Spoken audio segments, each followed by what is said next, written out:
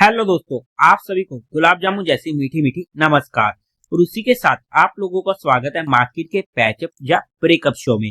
आज के दिन हम डिस्कस करेंगे एक तो हमारी मार्केट को कैसी रह सकती है कल के दिन मार्केट की नीयत, और क्या रहेंगे इंपॉर्टेंट लेवल्स निफ्टी में इंट्राडे पर्सपेक्टिव और वीकली बेसिस पर उसे हम स्टडी करने की कोशिश करेंगे। साथ ही साथ कल के दिन होने वाले दो एसएमई आईपीओ की क्लोजिंग, डेविन सन्स एंड परमेश्वर मेटल एसएमई आईपीओ की, तो वहां पर क्या रहेगा मेरा फाइनल डिसीजन, उसे स्टडी करेंगे।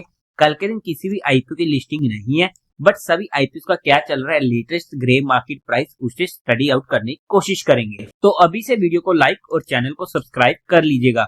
अगर हम सबसे पहले फ्राइडे के दिन का एफआईए और डीआई डाटा की बात करते हैं, तो डीआईएस ने 820 करोड़ की बाइंग करी है, वहीं पर एफआई ने 4200 करोड़ की सेलिंग करी है। एफआईएस की तरफ से फिर से हमें एक अच्छा खासा सैलिंग साइड का फिगर देखने को मिला है, जो हमारे लिए और मार्केट के लिए नेगेटिव हो जाता है। अब अगर हम बात करते हैं ना आईपीओ की, तो फिर से चीजों को ध्यान से समझिएगा। कल के दिन दो एसएमई आईपीओ डेविनसन एंड परमेश्वर मेटल एसएमई आईपीओ क्लोज होने वाले हैं, और परसों के दिन फेवटेक टेक्नोलॉजीज का आईपीओ क्लोज होने वाला है। अगर हमने कल के दिन जितना ही पैसा इन दोनों आईपीओ में यूज कर दिया और हमारे पास और पैसा नहीं है किसी भी आईपीओ में अप्लाई करने को, तो वहां पर फेवटेक टेक्नोलॉजीज आईपीओ को हम अप्लाई नहीं कर पाएंगे। तो हमें उस अकॉर्डिंग हमारे फंड को मैनेज करना पड़ेगा। बट इसी में एक पॉइंट और ऐड कर लीजिएगा, 8 तारीख को यानी कि 7 के बाद अगले दिन इंडोवेल इंसुलेशन एसएमई आईपीओ और standard glass lining main line IPO close होने वाले हैं। और यहाँ पर जितना ही पैसा हमारा परमेश्वर या डेविनसन में ब्लॉक होगा, वो तो ऑलमोस्ट सर्टेन है कि अनब्लॉक हो जाएगा। वो आपके बैंक पर डिपेंड करता है कि आपका बैंक कब तक अनब्लॉक करता है। बट जो भी पैसा हमारा फेवटेक टेक्नोलॉजी में लगा होगा, उस पैसे को हम इन दोनों आईपीओ में यूज नहीं कर पाएंगे। तो इस पॉइंट को हमें ध्यान में रखना पड़ेगा। अब अगर हम ना तीनों आईपीओ में बात करते हैं, रैंकिंग वाइज बात कर लेते हैं ना, तो यहाँ पर मुझे दो आईपीओ अच्छे लग रहे हैं पर्सनली, परमेश्वर मेटल एंड फेवटेक टेक्नोलॉजीज, क्योंकि यहाँ पर वैल्यूएशन वाइज भी काफी अच्छा हमें वैल्यूएशन पर ये आईपीओ आते हुए देखने को मिले हैं। अगर मैं यहाँ पर बात करूं तो पहली रैंकिंग पर आने वाला है फेवटेक टेक्नोलॉजीज, अगर मैं सभी पॉइंट्स को कंपेयर करने की कोशिश करता हूँ। सेकंड रैंकिंग पर आ जाता है परमेश्वर मेटल। परमेश्वर मेटल में मुझे हल्की सी दिक्कत ये देखने को मिली, कंपनी के प्रॉफिट आफ्टर टैक्स मार्जिन, वरना मैं इसे फर्स्ट रैंकिंग पर देने की कोशिश करता। डेविनसन आईपीओ ऑब्वियसली थर्ड पर आ जाएगा। बट अगर अब मैं वन बाय वन अपने पर्सनल डिसीजन की बात करूं, तो डेविनसन आईपीओ को मैं इजीली अवॉइड करने वाला हूं। मैं यहाँ पर इस आईपीओ में पैसा यूज नहीं करने वाला हूं। अगर मैं बात करूं परमेश्वर मेटल आईपीओ की, तो शायद मैं फेवटेक को अवॉइड कर दूं based on my funds, because मुझे उसके बाद स्टैंडर्ड लाइनिंग आईपीओ में बिग एचएनआई कैटेगरी में जाना है, तो वहां पर मुझे अच्छी खासी अमाउंट की जरूरत पड़ेगी।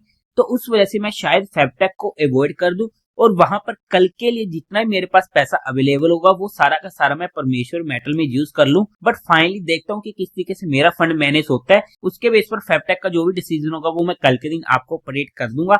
बट हाँ, परमेश्वर मेटल आईपीओ को मैं अपने हर फैमिली मेंबर के अकाउंट से अप्लाई करने वाला हूँ। बट ये इन दोनों आईपीओ में मेरा फाइनल डिसीजन था, जो मैंने आप लोगों के साथ एजुकेशन पर्पज डिस्कस किया है। आप लोग कौन कौन सा आईपीओ अप्लाई करने वाले कमेंट सेक्शन में बता दीजिएगा। अगर हम सभी आईपीओ के जीएमपी की बात कर लेते हैं, तो वहां पर इंडो फार्म का 44% का, टेक्निकम का 27% का, लियो ड्राई फ्रूट्स का 38% का, परमेश्वर मेटल 65% का, डेविनसन 27% का, फेवटेक टेक्नोलॉजी 88% का, इंडोवेल इंसुलेशन 0% का, स्टैंडर्ड ग्लास लाइनिंग 69% का, क्वाड्रेंट फ्यूचर टेक 62% का, डेल्टा ऑटोकोप 42% का। बाय द वे इन सभी आईपीओ की ना रिव्यू वीडियो हमारे YouTube चैनल पर अपलोड हो चुकी है, आप वहां पर चेकआउट कर सकते हैं। अवेक्स अपरेल का 30% का एंड बीआर गोयल का 15% का। अब कल के दिन तो खैर किसी भी आईपीओ की लिस्टिंग नहीं है, बट परसों के दिन होगी इंडो फार्म इक्विपमेंट की लिस्टिंग। तो जिन जिन लोगों को ये इंडो फार्म वाला आईपीओ मिला ना, कमेंट सेक्शन में बता दीजिएगा। मुझे यहाँ पर पर्सनली कोई भी लोट अलॉट नहीं हुआ है।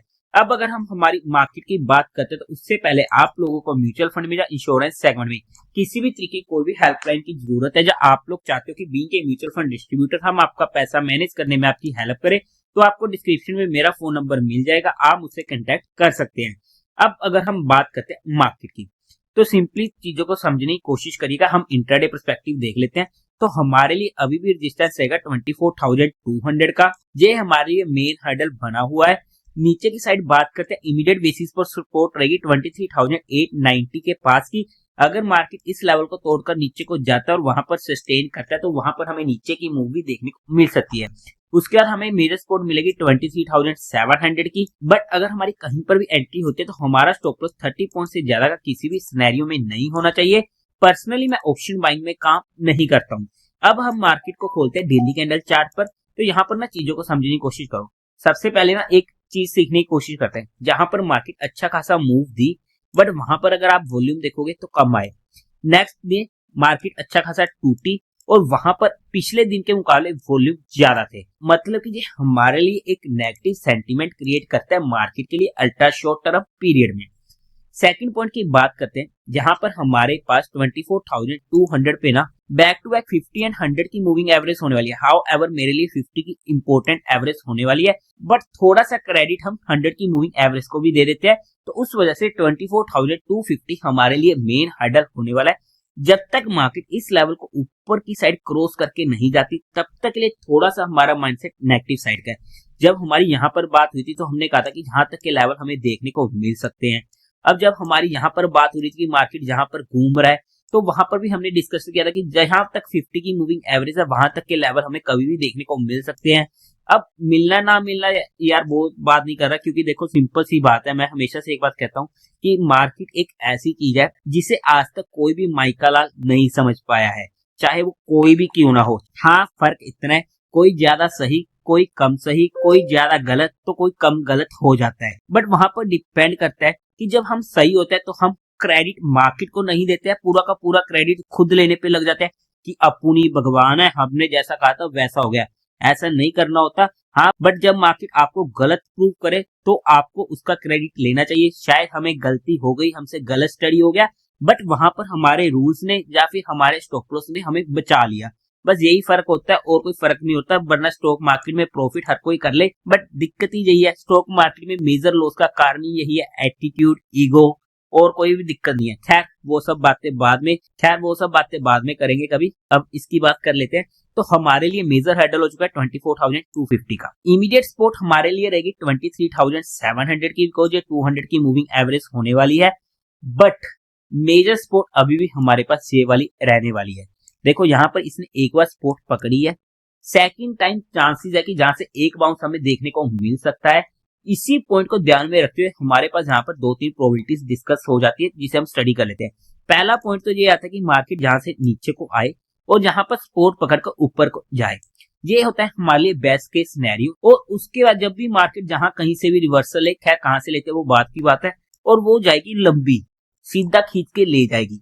सेकंड सिनेरियो आ जाता है कि मार्केट यहीं से सीधा ही तोड़ दे सब कुछ और वहां पर निकल जाए। इसकी प्रोबेबिलिटी थोड़ी सी कम होने वाली है as compare to first scenario. और एक थर्ड सिनेरियो जिसकी तो पॉसिबिलिटी खैर अभी के टाइम पे लग नहीं रही है, बट हाँ क्योंकि कुछ भी मार्केट में हो सकता है कभी भी, तो उस पॉइंट को ध्यान में रखते हो कि मार्केट यहीं से खींच के सीधा ले जाए ऊपर की साइड और वहां पर डक डक डक करके सबको मजे दिला दे। बट वहां पर किस तरीके से आएंगी अर्निंग्स, क्योंकि अब नेक्स्ट वीक्स में आने वाली है मेजर अर्निंग, तो उसके ऊपर काफी कुछ डिपेंडेंट करेगा। किसी कंपनी की अर्निंग जिसका अच्छा खासा पोर्शन है मार्केट में, जिसके स्टॉक के हिलने से मार्केट पे इफेक्ट पड़ता है, जो बड़े प्लेयर्स हो जाते हैं निफ्टी 50 के, तो वहां पर उन स्टॉक्स की वैल्यू ज्यादा होगी। किस तरीके से आते हैं उनके रिजल्ट अच्छे आते हैं तो शायद ज्यादा नीचे को ना जाए या हल्का फुल्का ऊपर को चली जाए, बट बुरे आते हैं तो अच्छा खासा नीचे को हमें देखने को मिल जाए। मतलब कि वोलेटिलिटी वाला टाइम मार्केट में आने वाला है। खैर मार्केट में बड़ी करेक्शन के लिए या फिर बड़े मूव के लिए नीचे की साइड के लिए इस लेवल का टूटना इंपॉर्टेंट है। जब तक ये लेवल नहीं टूटेगा, हाउएवर अब की बार वो लेवल 23,700 का हो चुका है, बट एक कंफर्मेशन का जो लेवल होता है वो उसके 500 पॉइंट नीचे का होने वाला है, जिसकी हमें रिस्पेक्ट करनी पड़ेगी। हाँ, 23,700 के नीचे हमारे पास 23,300 तक के लेवल ओपन हो जाएंगे, तो ये रेंज हमारे पास खुल जाती है। बट हमने यहाँ पर चीजों को सिर्फ एजुकेशनल लर्निंग पर्सपेक्टिव स्टडी किया है, किसी भी तरीके कोई भी इन्वेस्टमेंट टिप या एडवाइस नहीं है। फिर भी आप लोगों को कोई भी काम करना हो, कोई भी एक्शन लेना हो, तो एक बार अपने फाइनेंशियल एडवाइजर से कंसल्ट करके कीजिएगा। तो देवी और सज्जनों, उम्मीद है आप लोगों को ये वीडियो अच्छी लगी होगी, तो इस वीडियो को लाइक कीजिएगा, शेयर कीजिएगा और साथ ही साथ चैनल को सब्सक्राइब करें। हर हर महादेव।